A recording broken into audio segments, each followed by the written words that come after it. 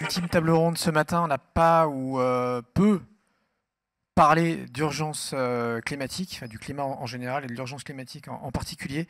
Ça va être chose faite dans une seconde, d'inventer donc de nouveaux instruments pour évaluer cette empreinte climat et ce de manière objective.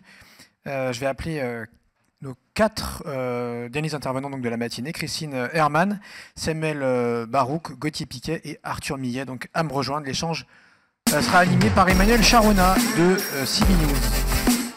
Bienvenue à eux, merci de les encourager. Voilà. Bonjour. Allez-y, prenez place sur ce magnifique canapé d'accueil. Bonjour Arthur, bienvenue. Et on est au complet.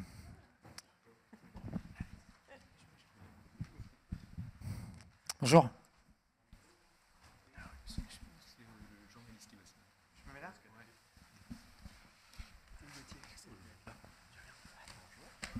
Bonjour. Avant de démarrer, je voudrais citer un chiffre, il n'y aura qu'un seul chiffre, c'est une étude IFOP pour le cercle de Giverny qui a été menée à la fin du mois d'août. 73% des Français se disent prêts à privilégier, lors de leurs achats, des marques transparentes sur l'impact environnemental et social de leur campagne publicitaire. Donc quand même 19% avec certitude. Alors pour être transparent dans ce domaine, il faut commencer par mesurer. Avec quel instrument, quelle méthode, quels critères, comment évaluer de manière objective l'empreinte climat du marketing et de la publicité. Christine Herman, je propose de commencer avec vous. On voit ces derniers mois que chaque branche de la publicité crée son propre référentiel ou son calculateur d'empreinte carbone. On a vu le SMPTV, la publicité extérieure, le bureau de la radio, la publicité avec la CC, le digital avec Alliance Digitale et le SRI. Comment les annonceurs s'organisent-ils pour avoir une vision globale de l'impact de leur communication, en termes d'émissions carbone bien sûr, et en prenant en compte la création et tous les leviers du marketing? Déjà, c'est éventuellement un long chemin. Hein. Ce n'est pas du jour au lendemain qu'on va réussir à harmoniser tout cela. Les annonceurs n'ont pas été les premiers à se mobiliser sur le sujet. Donc il y a beaucoup de gens très intelligents et qui ont fait des démarches très intéressantes, que ce soit dans les médias, et tous ceux que vous citiez ont déjà pris un temps d'avance, parce que les annonceurs, en fait, la publicité ne pèse pas lourd par rapport au bilan carbone de l'entreprise. Donc ce n'était pas le premier chantier que l'entreprise s'est donné dans ses calculs carbone. Pour autant, c'est un vrai levier de cohérence quand les entreprises et les marques se mettent à beaucoup communiquer, je dirais, sur leurs engagements. Donc c'est une nécessité de cohérence d'aller travailler la performance des campagnes. Et c'est pour ça qu'Orange s'est donné comme objectif de se doter d'une méthode pour calculer l'empreinte de ces campagnes. Mais on n'allait pas ajouter du beans au beans, si je puis dire. Donc on a travaillé et on s'est associé, on est tout de suite allé voir l'Union des marques pour ne pas faire quelque chose déjà tout seul dans notre coin. Et on a décidé de faire un méta-référentiel, c'est-à-dire il existe plein de référentiels, vous les avez cités, et pour pouvoir additionner tout un jour et donc pouvoir harmoniser, on s'est dit qu'il fallait, avec l'Union des marques, travailler sur un référentiel qui soit compatible et cohérent. Et on s'est rapproché du SRI, on va bientôt à l'UDECAM, on va voir un petit peu tout le monde. Et puis à la fin, on espère que ce référentiel, ce méta-référentiel, je ne parle pas de calculateur carbone, hein, là on n'est pas du tout sur un outil plug and play qui va nous permettre de faire chacun un petit calcul peut-être différent du voisin. Donc on est sur l'harmonisation. Et donc c'est un travail qui commence, enfin qui a déjà commencé. Je pense qu'en janvier, on sera dans une V1 et on fait du test and learn sur les campagnes Orange. Et on le mettra en open source avec le partenariat que nous avons avec le groupe de travail de l'Union des marques. On en fait partie tous les deux, donc voilà. Donc Samuel, vous faites partie de ce groupe de travail. Et comment cet enjeu se traduit pour une marque? Alors, pour remettre un petit peu dans le contexte, les sujets de développement durable sont aujourd'hui au cœur de la stratégie de beaucoup d'entreprises.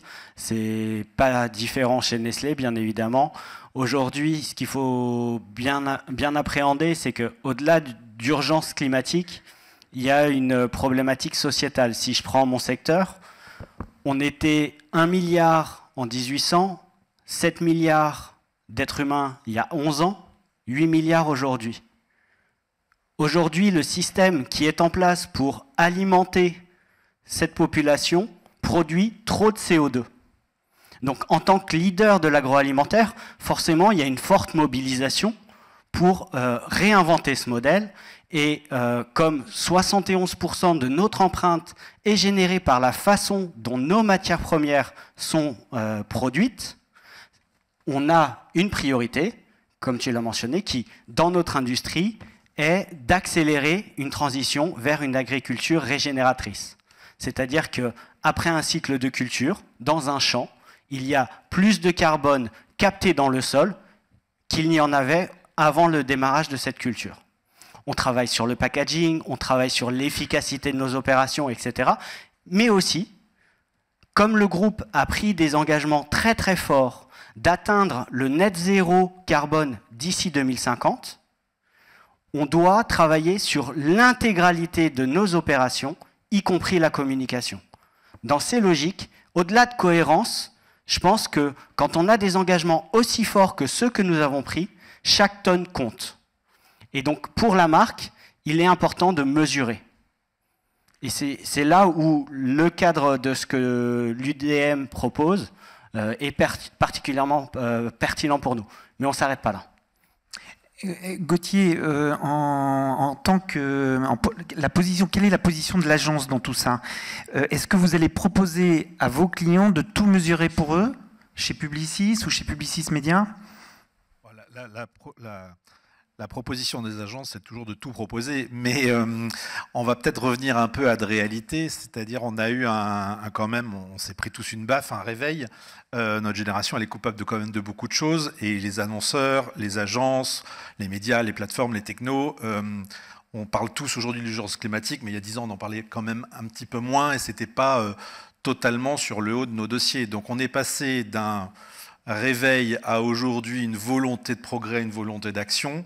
La première chose, avant de vouloir tout mesurer, c'est qu'il faut comprendre de quoi on parle.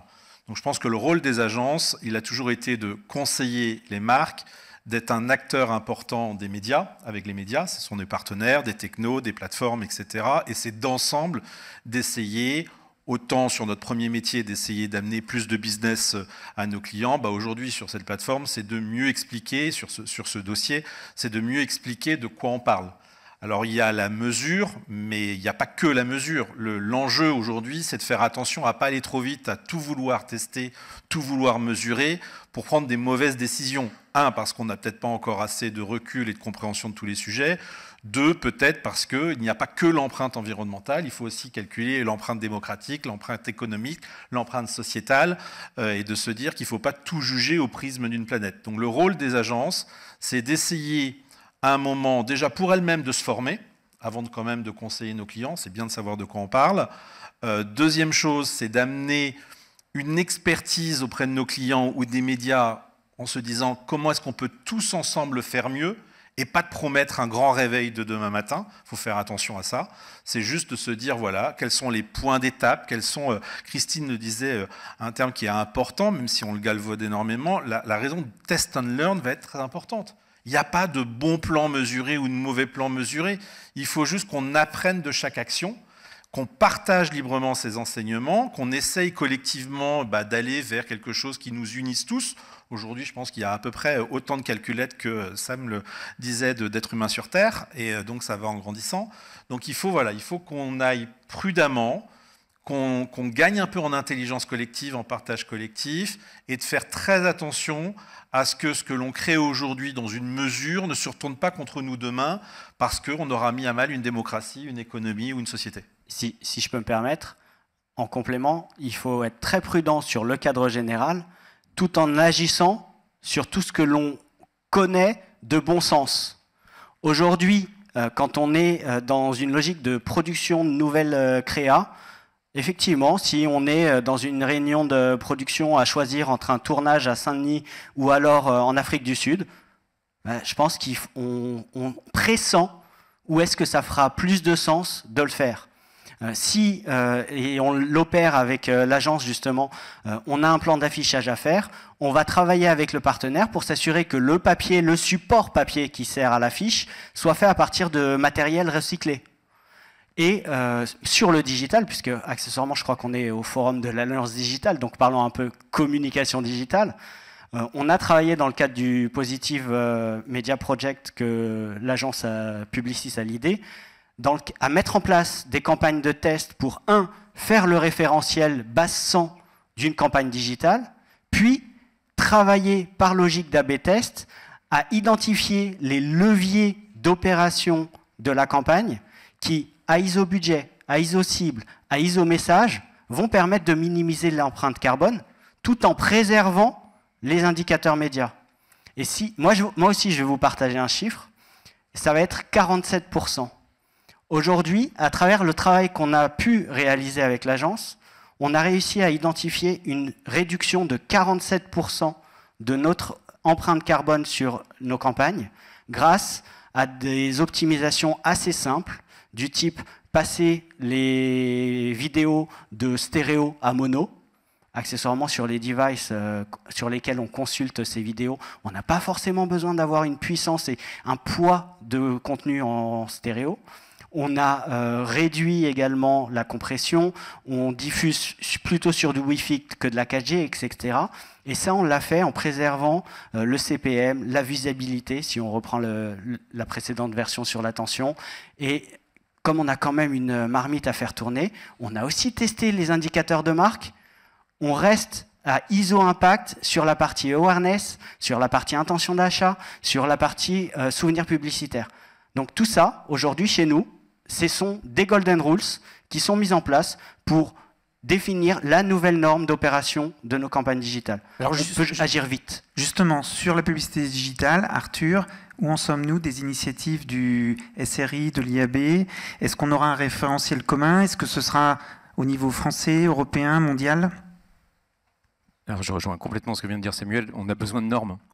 Et on l'a évoqué, aujourd'hui, il y a énormément d'acteurs qui proposent des solutions de mesure, mais il n'y a pas vraiment de normes. Donc, chaque média, en effet, sont en train de s'organiser. Le digital est en train de s'organiser, mais c'est beaucoup plus complexe. On est beaucoup plus nombreux, il y a beaucoup plus d'acteurs. Donc, un des premiers enjeux, c'est que l'ensemble des acteurs de la mesure utilisent la même façon de mesurer. Et malheureusement, il faut passer par là. Avant de réduire, il faut d'abord savoir de quoi on parle. C'est un enjeu collectif, évidemment. Donc, ce n'est pas une histoire de compétition, de savoir qui va être le meilleur. C'est une histoire de comment tous ensemble, en fonction de ce qu'on aura réussi à mesurer, en fonction des standards qui ont été mis en place, c'est-à-dire un référentiel commun, une base de données commune sur laquelle tout le monde peut mesurer de la même chose. À partir de là, on peut commencer à agir. Et là où je rejoins aussi l'idée des éco-gestes, du bon sens, c'est un enjeu extrêmement important dans notre marché. D'ailleurs, je vous le dis en avant-première, voilà, vous allez bientôt découvrir, on va publier très prochainement un guide des bonnes pratiques de la publicité digitale et qui seront des éco-gestes de la publicité digitale qui permettront à l'ensemble de la chaîne beaucoup du côté aussi agence. On a beaucoup travaillé donc avec Publicis, mais pas que, avec l'ensemble des membres agences de l'agence digitale, pour justement essayer d'établir 20 gestes pratiques qu'on peut mettre très facilement en place, sans que ça demande, en effet, parce que faire un référentiel, c'est très complexe, faire une base de données commune, c'est extrêmement complexe, faire que l'ensemble des acteurs acceptent d'utiliser cette base de données, c'est pas non plus, ça se fait pas du jour au lendemain. En revanche, un guide pratique tout de suite qui permet de commencer à mettre en place des choses qui vont permettre demain de réduire, et comme normalement on pourra mesurer globalement, ce sera beaucoup plus facile de pouvoir identifier justement à travers ces gestes quels sont les gestes qui seront les plus efficaces collectivement. C'est-à-dire que je pense qu'on a deux enjeux. Chaque entreprise a un enjeu par rapport à son entreprise. Elle doit réduire ses émissions carbone, scope 1, scope 2, scope 3, c'est sûr. Mais nous, on a un enjeu collectif dans la publicité, puisque la publicité, c'est une chaîne. C'est une chaîne qui passe de l'annonceur à l'agence, au techno. Voilà. On est tous là autour de la table pour les représenter, les médias aussi. Et donc, on est collectivement engagé pour arriver à trouver des solutions collectives. On ne peut pas se permettre d'avoir des solutions qui ne seraient pas, on va dire, faites en commun, parce qu'encore une fois, nous on insiste beaucoup là-dessus, on doit tous être autour de la table, on doit tous trouver des solutions communes. Ce n'est pas une compétition, on n'est pas là pour faire une compétition, c'est un enjeu qui est sociétal, qui est extrêmement important. Donc voilà, il faut qu'on arrive à mettre tout ça en place, et je pense qu'en effet, des standards, des normes, c'est notre rôle, mais aussi des bonnes pratiques, c'est aussi notre rôle à l'Alliance Digitale. Christine, qu'est-ce que vous attendez de vos partenaires, les agences et les médias dans ce domaine ? Une collaboration et de travailler, je vais répéter un petit peu, pardon, ce que tu viens de dire, mais c'est vraiment de travailler en commun, qu'il y ait le moins de boîtes noires possible dans tous ces référentiels que chacun a montés, on ait oui, la possibilité de créer ensemble, alors si c'est une norme, c'est une norme, mais si c'est des guidelines, des bonnes pratiques, et après se partager tout ça entre nous. C'est le partage, hein. Moi je pense que c'est le seul mot qui vaille. Et vous, Samuel, même chose ? Moi, j'aurais tendance à orienter plutôt mes attentes sur continuer d'être partenaire dans l'action. Il faut pouvoir vraiment implémenter les choses, tester, voir via des logiques d'A/B test ce qui est favorable et continuer d'enrichir la pratique. On doit effectivement tendre vers un référentiel, mais il faut qu'on y aille en ayant déjà pris une inflexion. Gauthier, quand on aura des indicateurs reconnus sur le marché dans ce domaine, est-ce que ce sera utilisé dans les bilans de campagne, mais aussi pour optimiser les campagnes et choisir les espaces et les médias ? C'est le thème actuellement qui crispe tout le monde. C'est est-ce que demain une calculette carbone deviendra un outil de média planning ? C'est là où je pense qu'il faut raison garder, il faut faire attention à cette énergie positive qui est mise sur l'enjeu de l'impact environnemental, de faire attention aux impacts que ça peut avoir sur d'autres domaines, notamment, je le disais, les équilibres démocratiques, l'évolution sociétale et autres. Il ne faudrait pas quand même créer un outil demain qui ne prenne qu'un prisme et puis que 10 ans après, on s'inquiète qu'il n'y ait plus de liberté de penser ou qu'il n'y ait plus de démocratie ou qu'il n'y ait plus de terrain, je dirais, médiatique riche d'opposition. Donc, il faut trouver la juste place demain au référentiel et à la mesure. Je pense qu'elle doit, et c'est ce qui est le plus important, nous guider dans une démarche de progrès, faire que chaque jour nous progressions et que nous réduisions. Après, est-ce que ça doit devenir un seul critère de choix de média planning? Non, parce que, comme dirait mon voisin de droite, il faut faire bouillir les marmites, et c'est important. Donc, il faudra trouver la bonne place. Je ne pense pas, en tout cas, je ne l'appelle pas de mes voeux, et c'est quelque chose avec les médias dont on discute beaucoup, mais avec les annonceurs, c'est ce qui est important, hein, c'est que ça ne marchera que s'il y a une intelligence collective, ça ne sera jamais une démarche unique, ça ne fonctionnera que s'il y a une lecture d'un écosystème général. Il ne faut pas lâcher la proie pour l'ombre, il ne faut pas à un moment créer un avantage pour créer une faiblesse. Il y a un enjeu planétaire, il est très très important et on doit surtout y travailler de plus en plus rapidement, mais il y a aussi plein d'autres enjeux, et notamment les équités de marque sont à protéger là-dessus. Arthur, pour conclure, quelle est la deadline? Quand est-ce qu'on aura un référentiel commun? Très bientôt. C'est facile ça. Hein. Concrètement, on est encore dans des groupes de travail sur notamment les sujets programmatiques qui sont pas très simples pour établir cette fameuse base de données, mais on y arrive. Donc une fois que ce sera publié, en effet, il faudra tester tout ça. Je suis totalement d'accord. Il faudra faire des A/B tests, il faudra regarder ce qui marche. Et encore une fois, les next step, une fois qu'on aura mis tout ça en place, ce sera de réduire. Mesurer, c'est bien, mais si on ne réduit pas, ça ne servira pas à grand-chose. D'accord, merci. Réduisons. Merci. Merci tous.